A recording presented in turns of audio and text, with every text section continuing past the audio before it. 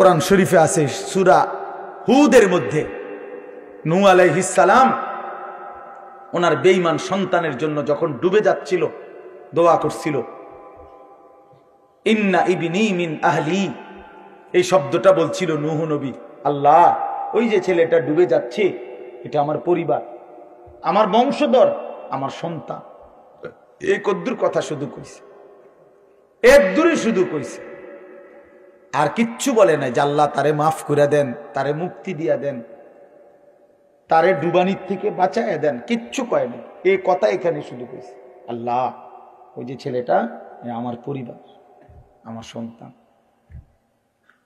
মানে মনের আবেগে আর কিছু কইতেছে না।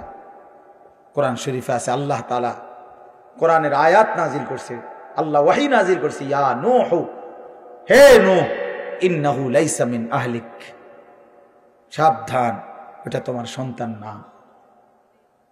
সরাসরি কোরআন শরীফ, এটা তোমার সন্তান নয়। ইন্নাহু আমালুন গায়রু সালিহ, এটা বেআমল। কোরআনুল কারীমের মধ্যে আছে আল্লাহ তাআলা বলছেন, ওয়াহদি ইলাইহি মান ইউনীব, বান্দা যখন আল্লাহর দিকে ঝুঁকে আসে তো আল্লাহ তাআলা তার চাইতে বেশি এগিয়ে হেদায়েত দিয়ে থাকে।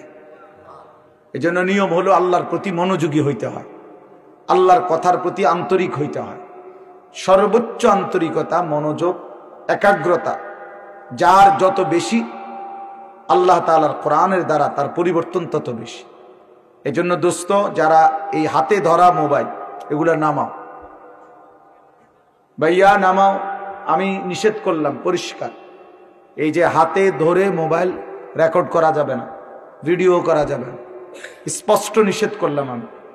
যার আমার এই কথা পছন্দ হয় না তুমি উঠে চলে যাও, কোনো অসুবিধা নাই আমার। আমি শ্রোতা গুণী না কোনোদিনও, আমার জীবনেও কখনো আমি শ্রোতা গুণে ওয়াজ করি নাই। তো এই হিসাবে মেহেরবানি করে আমি ইখতিয়ার দিলাম, যার যখন উঠে যাইতে মন চায় কোনো অসুবিধা নেই, এটা কোনো সমস্যা না। সফলতা কিংবা ব্যর্থতার জন্য সংখ্যা কোনো বিষয় না, যে 10,000 মানুষের সামনে ওয়াজ করলে সফল আর 10 জনের সামনে বললে উনি ব্যর্থ, এমন কথা কোরআন সুন্নাতে নাই, কোথাও নাই। বরং সফলতা কিংবা ব্যর্থতার জন্য আল্লাহ তাআলা কবুল করলেন কিনা সেটা দেখার বিষয়, সেটা দেখার বিষয়। এজন্য দোস্ত, অনুরোধ আমার, অল্প হোক কথা, কিন্তু মনোযোগ দিলে বরকত, মনোযোগ দিলে বরকত। যে যত বেশি তাকায়া শুনবে আল্লাহ তাআলা তার জিন্দেগি তত বরকত দিবে। এটা বাস্তবতা, এটা বাস্তবতা। মোবাইল আমাদের জিন্দেগির সাথে 24 ঘন্টার জন্য মিশে গেছে, এটা আসলেই উচিত না। একটা মানুষের জিন্দেগি কি কোনো মুহূর্তেই মোবাইল থেকে আলাদা থাকবে না? এটা কেমন ইনসাফের কথা হলো? আল্লাহর কথা হচ্ছে, কোরআনের কথা হচ্ছে, উলামায়ে কেরাম নসিহত করতেছেন, এই সময়ও যদি আমার দিল আন্তরিক না হয় তো আর হবে কখন? আর হবে কখন? কোরআনুল কারীমের মধ্যে আছে আল্লাহ তাআলা বলেন, ফাবিআইয়ি হাদিসিন বা'দাহু ইউমিনুন, আল্লাহ তাআলা বলেন, বান্দা এই কোরআনের চাইতে দামি আর কোন কথা বললে তুমি বিশ্বাস করতা? তুমি বলো। আল্লাহ নিজে জানতে চাচ্ছে আমাদের কাছে। ফাবিআইয়ি হাদিস, 23টা বছর আমি আল্লাহ কোরআন নাজিল করলাম, সর্বশ্রেষ্ঠ ফেরেশতাকে দিয়ে নাজিল করলাম, জিবরাইল, সর্বশ্রেষ্ঠ রাসূলের কাছে নাজিল করলাম, 23 বছর নাজিল করলাম, 30 পারা কোরআন নাজিল করলাম। আল্লাহ তাআলা জানতে চাচ্ছে আমাদের কাছে, বান্দা বলো না এরপরে এর চাইতে দামি আর কোন কথা বললে তুমি ঈমান আনতা, বিশ্বাস করতা, মেনে নিতা? তুমি বলো, তুমি বলো। এজন্য কোরআনুল কারীমের প্রতি আন্তরিক হওয়া, আল্লাহর কথার প্রতি সর্বোচ্চ মনোযোগী হওয়া, এটা আল্লাহর আদেশ, কোরআন শরীফের আদেশ এটা। ওয়া ইদা কুরিআল কুরআনু ফাসতামিউ লাহু ওয়া আনসিতু লাআল্লাকুম তুরহামুন।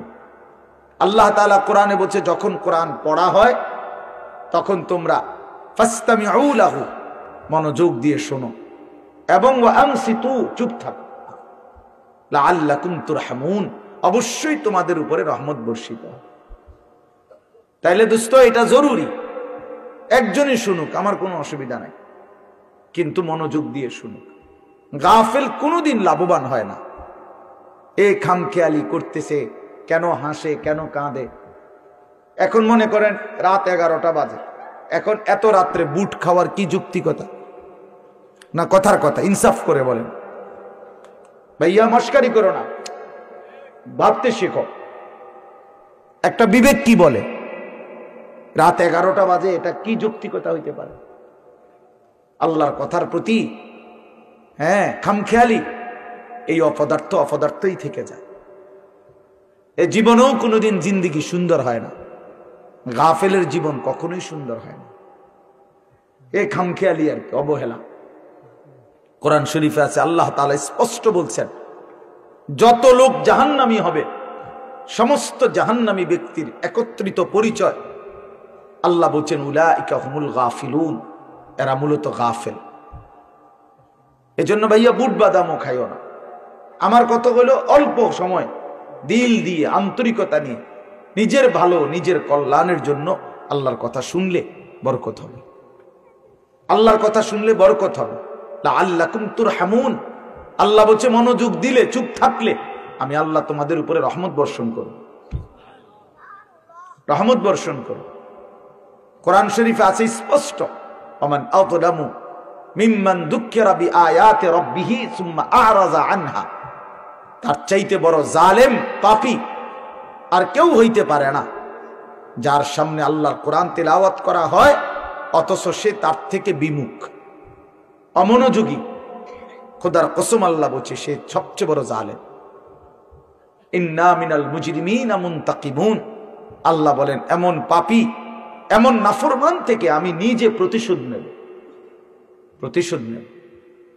তার মানে জীবন ভর আল্লাহ তাআলা এটা ওয়াদা দিয়ে রাখছে, আমার কথার প্রতি অবজ্ঞা করলা, তোমার প্রতিশোধ আমি নেব, তোমার বরবাদি তুমি দেখবা নিশ্চয়। এই জন্য আমরা আন্তরিক হওয়া চাই আল্লাহর কথার প্রতি। কোরআনুল কারীমের মধ্যে আছে, তাকশাইরু মিনহু জুলুদুল্লাযীনা ইয়াখশাউনা রাব্বাহুম।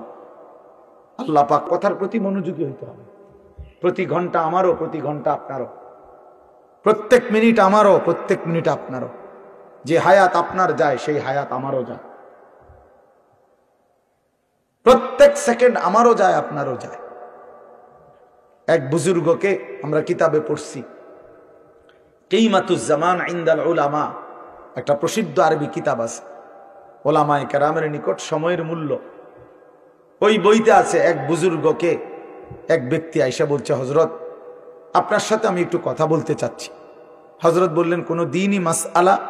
বললেন না, এমনিই একটু কথা বলবো।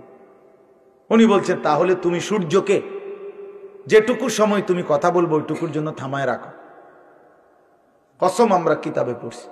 উনি বলছে তুমি সূর্যকে থামায় রাখো, যেটুকু সময় তুমি আমার সাথে কথা বলবা ওইটুকু সময়ের জন্য যদি তুমি সূর্যের গতি থামায় রাখতে পারো তাহলে কথা বলতে পারো, নাই তো আমার এইটুকু সময় তুমি নষ্ট করার কোনো অধিকার রাখো না। এই 20 মিনিট তো আমার সময়, তুমি আমার সেই 20 মিনিট নষ্ট করবা কেন? এই আধা ঘন্টা তো আমার টাইম, তুমি আমার হায়াতের আধা ঘন্টা নষ্ট করবা কেন? হ্যাঁ, প্রয়োজনীয় মাসআলা হলে বলতাম। শুধু শুধু কথা, শুধু শুধু কি জামাইটা জাফানি টরে কত দিয়া লইছেন? 260 টাকা। ধর মিয়া 220 টাকা দিয়া সিল্লাইয়া বেছে। হ্যাঁ, আমারে কইতেন মিয়া কয় গজ লাগবে মিয়া? হ্যাঁ, আমার পরিচিত কত দোকান আছে। হ্যাঁ, এই মানে এই বলতেছে এটার উপরে বেডার এটা সিলাইয়া আজকে 3 মাস হয়ে গেছে, ওই জামাটা পরে হে এখন 220 টাকা দিয়ে কাপড় কিনে। এগুলা অপ্রয়োজনীয় কথা না, বেহুদা কথা, অনর্থক কথা। এই জন্য দোস্ত ভাইয়া, জিন্দিগি এত গাফিল হইতে নাই। সারাক্ষণই খামখেয়ালি, হাসি মজাক ঠাট্টা, এত মাতাল, এত পাগল, এত প্রতিবন্ধী। তুমি প্রতিবন্ধীর দিকে তাকায় দেখো, পাগলের দিকে, মাতালের দিকে তাকায় দেখো, সে তো সারাক্ষণ অ্যাবনরমাল। কিন্তু ইমানদার মোমেন সুস্থ মানুষ, তার জিন্দিগির হিসাব থাকে, পরিকল্পনা থাকে। আমি হাসবো কেন, কাঁদবো কেন, আমি হাঁটবো কেন, বসবো কেন, আমি ঘুমাবো কতক্ষণ, আমি জাগবো কতক্ষণ? আমার যদি জিন্দিগির কোনো হিসাব কিতাব না থাকে, এ তো অসুস্থ, এ তো পাগল মাতাল ভাইয়া। জিন্দিগি যার কোনো লক্ষ্য উদ্দেশ্য নাই, টার্গেট নাই, গন্তব্য নাই। কোত্থেকে আসলাম, কেন আসলাম, কে আমারে বানাইলেন, কেন বানাইলেন? আহা, এটা কি কোনো জিন্দিগি ভাইয়া?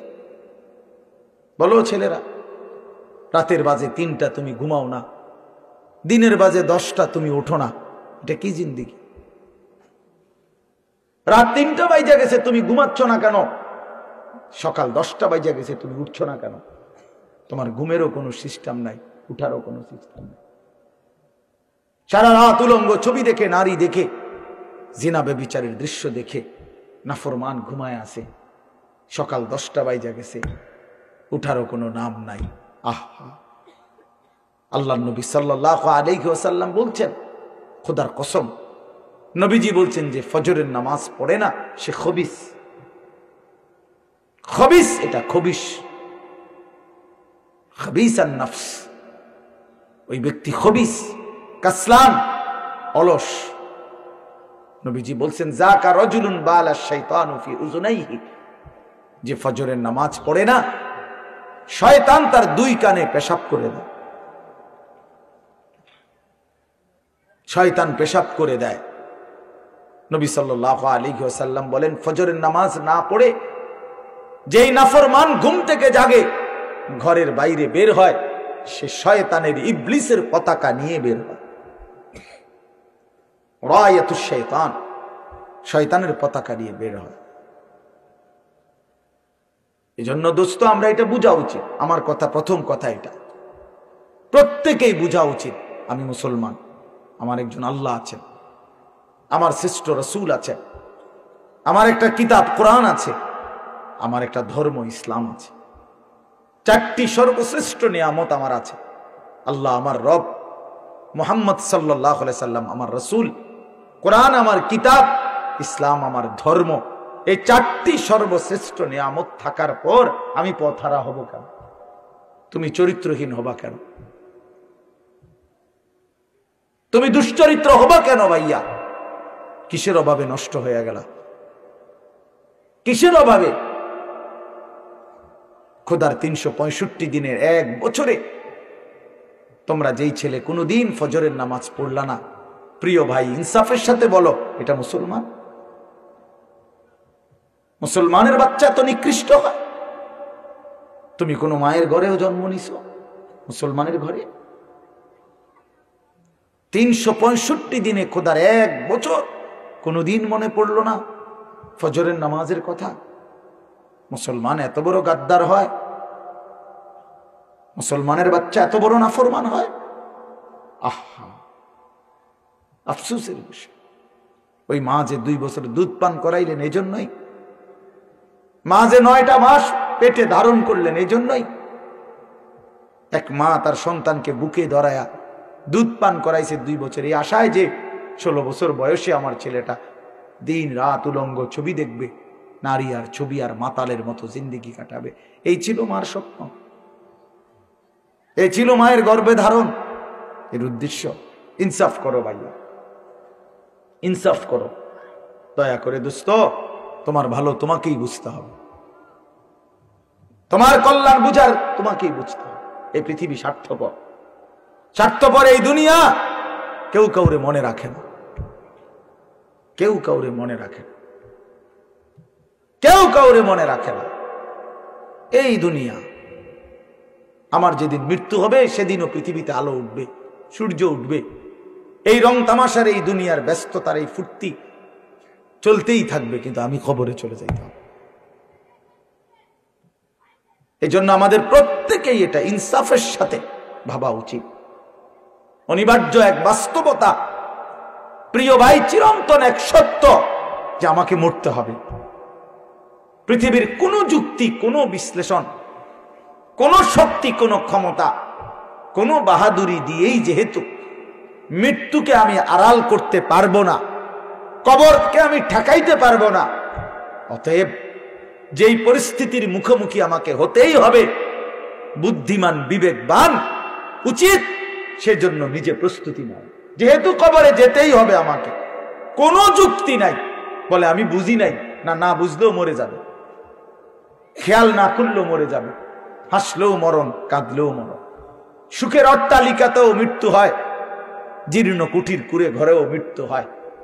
জীবনে যে কোনোদিন সুখ দেখে নাই সেও মরে যাবে, জীবনে যে কোনোদিন দুঃখ দেখে নাই সেও মরে যাবে। তাহলে ভাইয়া বাপ, যে মৃত্যু আমাকে বরণ করতেই হবে, যেই কবরে আমাকে যেতেই হবে, কোনো ফাঁক ফুক নাই, কোনো সাইড নাই, তাহলে তার জন্য প্রস্তুতি নেওয়া, তার জন্য ভাবা যে সেখানে আমার কি হবে, সেখানে আমাকে কি করতে হবে। খোদার কসম, এতটুকু বিবেক বুদ্ধি খাটানো এটা একটা সুস্থ মানুষের দাবি, সুস্থতার দাবি, এটা ইনসাফের দাবি, বিবেকের দাবি। এতটুকু বিবেক যদি কাজ না করে, ধরে নিতে হবে তার আকলই নাই, দিমাগই নাই, দিমাগই নাই। এজন্য কুরআনুল কারীমে আল্লাহ তাআলা বলেছেন, নাফরমানের দিল আছে কিন্তু কিছুই বোঝে না, নাফরমানের কান আছে শোনে না, চোখ আছে দেখে না। এজন্য আল্লাহ তাআলা বলেছেন, উলাইকা কাল আনআম, নাফরমান এক ধরনের জানোয়ার। প্রত্যেক পাপী হলো এক ধরনের জানোয়ার, নাফরমান জানোয়ার বেটা। আনআম চতুষ্পদ জন্তু। কারণ যার বিবেক কোনো কাজ করে না, বানানেওয়ালাকে চিনে না, সে চিনল কি? সৃষ্টিকর্তাকেই যে বোঝে না, খোদার কসম সে কিছুই বোঝে না, কিছুই বোঝে না। যার আল্লাহ নাই তার কিছুই নাই। আল্লাহকে হারিয়ে সব পেলেও কিছু পায় হয় না, আল্লাহকে পেয়ে সব হারালেও কিছুই হারায় না। জুতু মেরা তু সব মেরা। আমি এই জন্য অনুরোধ করছি, আলহামদুলিল্লাহ যথেষ্ট বয়ান হয়েছে। আমরা রাত গভীরে ইনসাফের সাথে এই যে কয়জন আমরা বসছি, প্রত্যেকের কাছে আমার কথা এটা, আমরা ভাবা উচিত। ইস্তাফতি কালবাক, নবী সাল্লাল্লাহু আলাইহি ওয়াসাল্লাম বলছেন, তোমার দিলকে প্রশ্ন করো, তোমার বিবেককে জিজ্ঞেস করো। এমনটাই হওয়া উচিত মুসলমান। তোমার বিবেক কি বলে? একটা ছেলে বেনামাজি, তুমি আইসা দাঁড়ায়া বলো, ভাইয়া একটা মিনিট তুমি মাইক ধরে বলো, মুসলমান এমনই হওয়া উচিত। তুমি দোস্ত তোমার ধর্মের ব্যাপারে একটা লাইন বলো, তুমি বলো তোমার ধর্মের ব্যাপারে তুমি এক লাইন বলো। তোমার রাসূলকে এভাবে প্রত্যাখ্যান করা উচিত। কোনদিন তোমার চুল নবী সাহাবী আউলিয়াদের মতো হবে না, কোনদিন তোমার জামা পোশাক নবী সাহাবী আউলিয়াদের মতো হবে না, কোনদিন তোমার চলাফেরা সাজগোজ নবী সাহাবী আউলিয়াদের মতো হবে না কোনদিন।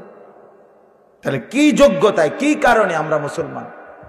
যাদের কপালে সেজদা নাই, তুমি কিভাবে মুসলমান? যার লেবাসে পোশাকে ইসলামের কোনো চিহ্ন নাই, তুমি কোন যুক্তিতে মুসলমান ভাইয়া? কোন যুক্তিতে মুসলমান? আল্লাহ নবী সাল্লাল্লাহু আলাইহি ওয়াসাল্লাম বলছেন, ফারকু মা বাইনানা ওয়া বাইনাল কুফরি আস-সালাহ। আমাদের মাঝে আর কাফেরের মাঝে পার্থক্য নামাজ। নামাজ মুমিন আর কাফেরের পার্থক্য করে। এটা কি মুসলমান না বেঈমান? এটার প্রমাণের চিহ্ন খোদার কসম ভোটার আইডি কার্ড না, জন্ম নিবন্ধন সনদ নয়, সেজদা। সেজদা এই কপাল দুনিয়ার কোনো কাজে ব্যবহার হয় না, পৃথিবীর কোনো উপার্জনের জন্য কপাল লাগে না।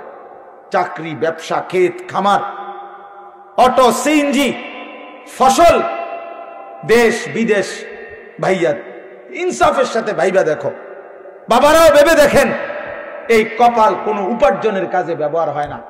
উপার্জনের কাজে হাত ব্যবহার হয়, পাও ব্যবহার হয়, মেধা ব্যবহার হয়, যোগ্যতা ব্যবহার হয়। কপাল কোনো কামাই রোজগারের জন্য ব্যবহার হয় না। কপাল রব্বে করিম বানাইছেনই শুধু সেজদার জন্য, শুধু সেজদার জন্য, শুধু সেজদার জন্য, শুধু সেজদার জন্য। এই জন্য যে কপালে সেজদা নাই ওইটা মানুষের বাচ্চা না, যে কপালে সেজদা নাই ওইটা মুসলমানের বাচ্চা না, ওইটা মানুষের বাচ্চা না। যে জিন্দিগি সেজদা বিহীন জিন্দিগি, ওইটা জন্তু জানোয়ারের জিন্দিগি। কোরআন শরীফে আছে, কোরআন শরীফ স্পষ্ট আছে, সূরা আরাফের মধ্যে আছে, আল্লাহ বলছেন ওয়াত্তাবা হাওয়াহু ফামাসালুহু কামাসালিল কাল। প্রিয় বন্ধু শোনো মিয়া, আল্লাহ বলছে মনের ইচ্ছা মতো যে চলে, মনের চাহিদার যে অনুসরণ করে। কেন নামাজ পড়ো না? তোমার মন চাইছে দেখে পড়ো না। কেন সারা রাত নারী দেখলা, ছবি দেখলা সারাদিন? তোমার মন চাইছে দেখে। কেন তুমি পেশাব পায়খানার পরে ঢিলা কুলুক টয়লেট পেপার পাক পবিত্র ঠিক মতো হও না? কেন? তোমার মন চাইছে দেখে। কেন তোমার জবানে একবারও তোমার মালিকের নাম উচ্চারণ হয় না? তোমার মন চাইছে এই জন্য। তুমি যা ইচ্ছা তাই করতেছ, কেউ তোমারে বাধা দিচ্ছে না। আল্লাহর কসম, আল্লাহ কোরআনে বলছে এই যে মনের ইচ্ছা মতো যে চলে, ওয়াত্তাবা হাওয়াহু, যে তার মনের চাহিদার অনুসরণ করে, ফামাসালুহু কামাসালিল কাল।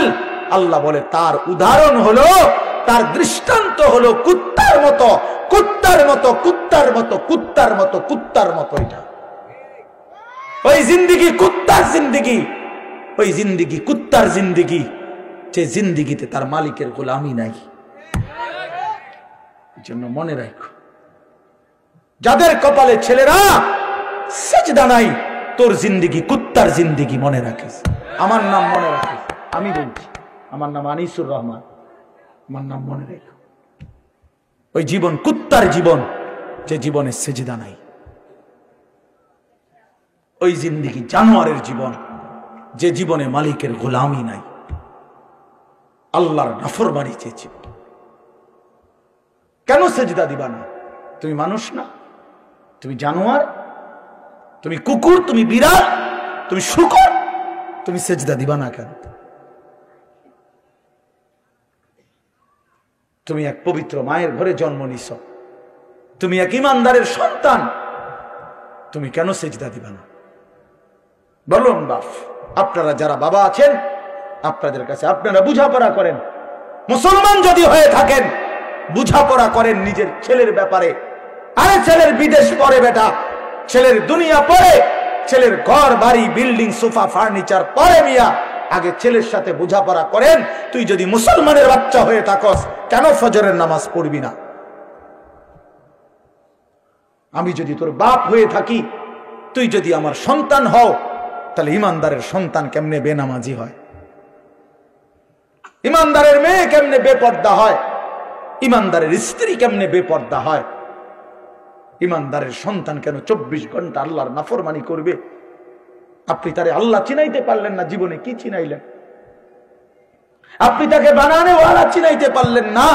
আহা বন্ধু, করলেনটা কি?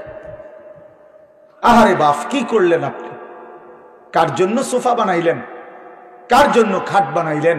আপনার বানানো খাটে আপনার অসভ্য সন্তান সারা রাত উলঙ্গ ছবি দেখে।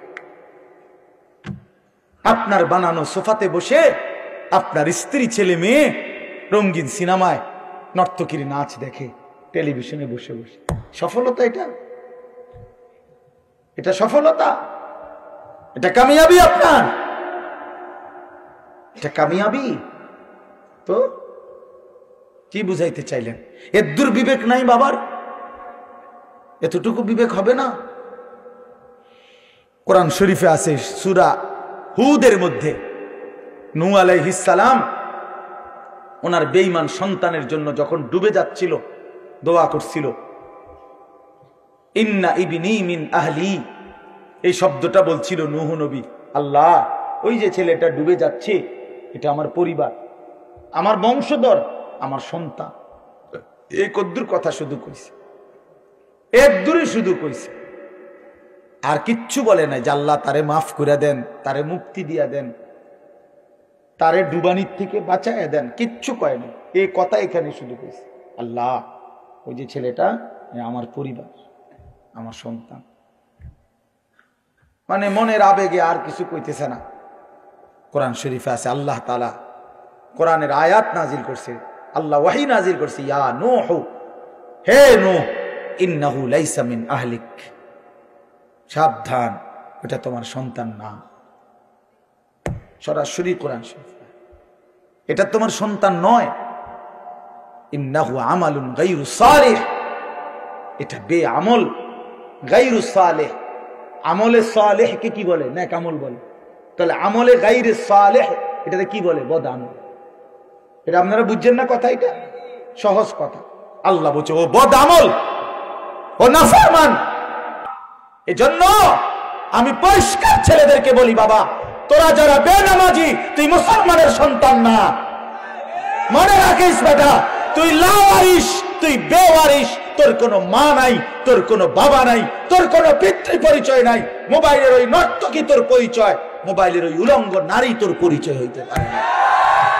কোনো মুসলমানের বাচ্চা না, ইমানদারের সন্তান নাফরমান হয় না।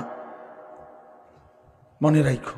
দেখো নারী, দেখো আরো দেখো, 16 বছর বয়সেই এত নারী দেখে ফেললা, 18 বছর বয়সেই এত উলঙ্গ ছবি দেখে ফেললা, বাকি জিন্দেগি কি করবা?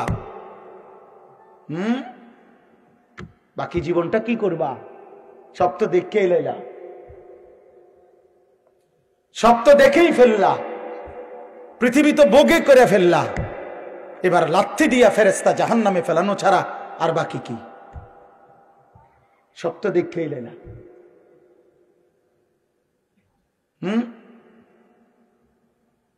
হালাল স্ত্রীর ভালোবাসা তো আর মিলবে না, পবিত্র স্ত্রী তো আর মিলবে না। আল্লাহ কোরআনে ওয়াদা দিছে, যেই পুরুষ খবিস, অসৎ চরিত্রের, আল্লাহর ওয়াদা তার স্ত্রীও মিলবে খবিস। কি আয়াত? আল খাবিসাতু লিল খাবিসিন ওয়াল খাবিসুনা লিল খাবিসাত। সরাসরি কোরআন শরীফের আয়াত। বন্ধু মনে রাখো, আমি ডেইলি বলি, রাস্তার বেডি আর মোবাইলের বেডি আর বাস্তবতার বিবি এক কথা না। রাস্তার নারী 2 নম্বর হইলে তোমার সমস্যা নাই, মোবাইলের নর্তকী 3 নম্বর হইলেও তোমার সমস্যা নাই। কিন্তু তোমার বউ যদি 2 নম্বর হয়, চরিত্রহীন হয়, তুমি বুঝবা দুনিয়া কারে বলে। তোমার হায়াতই তখন হয়ে যাবে জাহান্নামের টুকরা। এজন্য প্রিয় সন্তান মনে রাখো, এত অল্প বয়সে এত নষ্ট হইও না, এত কম বয়সে এত চরিত্রহীন হইও না, এত চালাক ভাইব না নিজেরে, এত চালাক ভাইব না, এত বুদ্ধিমান মনে করো না। তোমরা তোমরা অনেক চালাক মনে করতেছো নিজেরে। কেন? বাপে কিছু কয় না, মায়ে কিছু বলে না। আহা, আমি আজকেও বলছি সাদ ভাই, আমার জীবনের সবচেয়ে আশ্চর্য লাগে, আহারে একটা ছেলের 18 বছর বয়স, এক ওয়াক্ত নামাজ পড়ে না, সারাদিন মোবাইল, চুলের বাহার, সারাদিন বন্ধুদের আড্ডায় শেষ। একটা মা, আপন মা, বাপ, আত্মীয় স্বজন, পাড়া পড়শি, কেউ তারে কদ্দুর ডাকে না। কিরে বাবা, একটা ছেলে ভাইবো ভাইয়া, তোমারে শুধু বলি, তুমি একটাবার ইনসাফের সাথে ভেবে দেখো, তুমি প্রতিনিয়ত গুনাহ আর অশ্লীলতার মধ্যে ডুবে যাচ্ছ, কিন্তু কেউ তোমারে কদ্দুর ডাকেও না। কিরে বাবা, তুই এরম করস কা? আরে তোর কি আল্লাহ নাই, আখেরাত নাই? তোর কি বাবা কবর নাই? কেউ তারে কদ্দুর মনে করায় না। এমন অভিশপ্ত হইল কেন? ইনসাফ কি বলে? মানে ওরে কেউ ডাকে না কা? আপন মাও আপন সন্তানকে ডাকে না, বাবাও ডাকতেছে না, কেউ তারে ফিরাচ্ছে না। তোমারে সবাই ছেড়ে দিছে কেন বাবা? এর মূল কারণ মনে রাখেন, ছেলেরা বাপ মনে রাখো, যার উপরে আল্লাহর লানত পড়ে, খুদার লানত, তারে গোটা সৃষ্টি ঘৃণা করে। তোমারে আর কেউ পছন্দ করে না, এজন্য কেউ তোমারে আর ডাকে না। আমি যদি আমার ছোট ভাই হয়, আমি যদি তার অন্যায়ের কারণে ডাইকা আইনা থাপ্পড় দেই, মারি, শাসন করি, এটা তার জন্য কল্যাণ, কারণ আমি তারে ফিরাই আনলাম। আরেক হইলো আমি তার সাথে এতটা রাগ করলাম যে যা, তোর যেটা মনে কর তুই এটা কর, ফিসা দিয়া ফির তোর কপালে, তুই যা, আমি তোরে কোনোদিন ডাকবো না, বলবো না, ছুঁইবো না, যা মন চায় তুই যা কর। তো বাহ্যিক দৃষ্টিতে তো মনে হবে তারে মারি নাই, থাপ্পড় দেই নাই, কিন্তু তার তো অনন্তকালটা শেষ, তার ভবিষ্যৎটা শেষ, তার লাইফটা তো শেষ।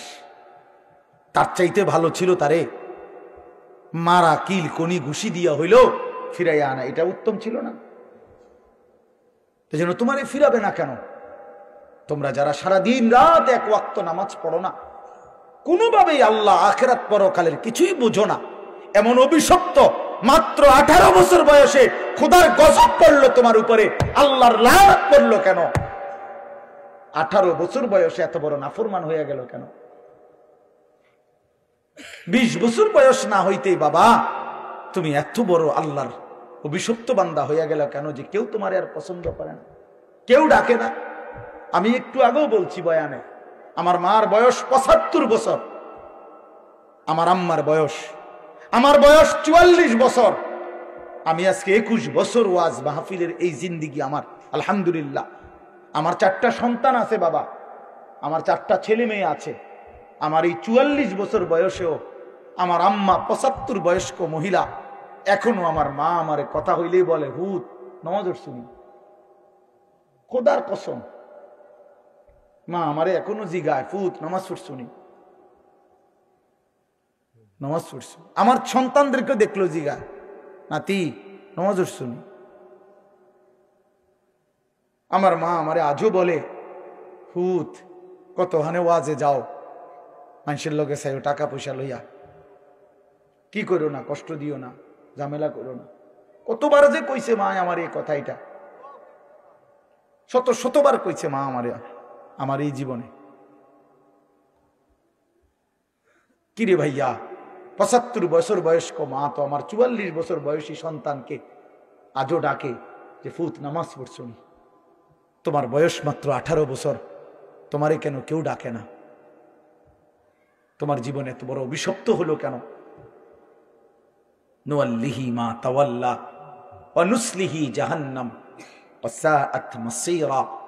আল্লাহ বলে, আমার যে বান্দা আমার রাসূলের বিরুদ্ধাচরণ করবে এবং আমার ইমানদার মুমিনদের পথ থেকে উল্টো পথে চলবে, আল্লাহর কসম আল্লাহ বলে, নুয়াল্লিহি মা তাওয়াল্লা, আমি তাকে সেই উল্টো পথেই চালাবো, ওয়া নুসলিহি জাহান্নাম, একদিন তাকে জাহান্নামেই ফেলে দেব, একদিন তাকে জাহান্নামেই ফেলে দেব। ওয়ালা তাকুনু কাল্লাযীনা নাসুল্লাহ ফাআনসাহুম আনফুসাহুম।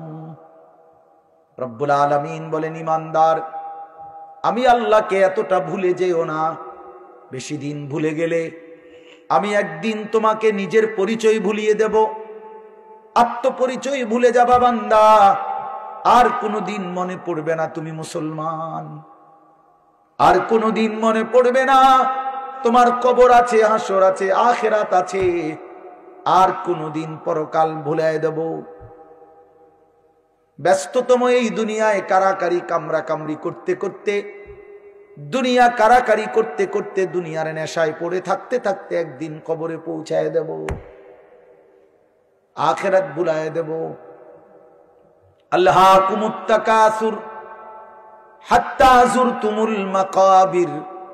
আল্লাহ বলে, বান্দা দুনিয়া বাড়ানোর নেশায় আখিরাত ভুলে গেলা, কিন্তু মনে রেখো এরই মাঝে একদিন কবরস্থানে পৌঁছে যাবা, ঠিকই একদিন কবরস্থানে চলে আসবা।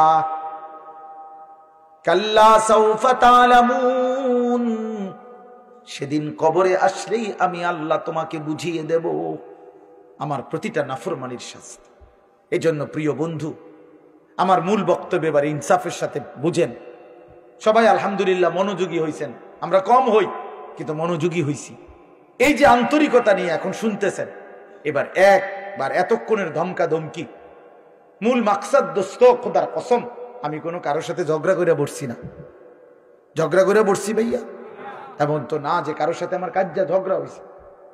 এই এতগুলো ধমকের মাকসাদ তো ফিরাইতে চাই, তোমার বিবেক জাগাইতে চাই, ইমানদারের বিবেক জাগাইতে চাই।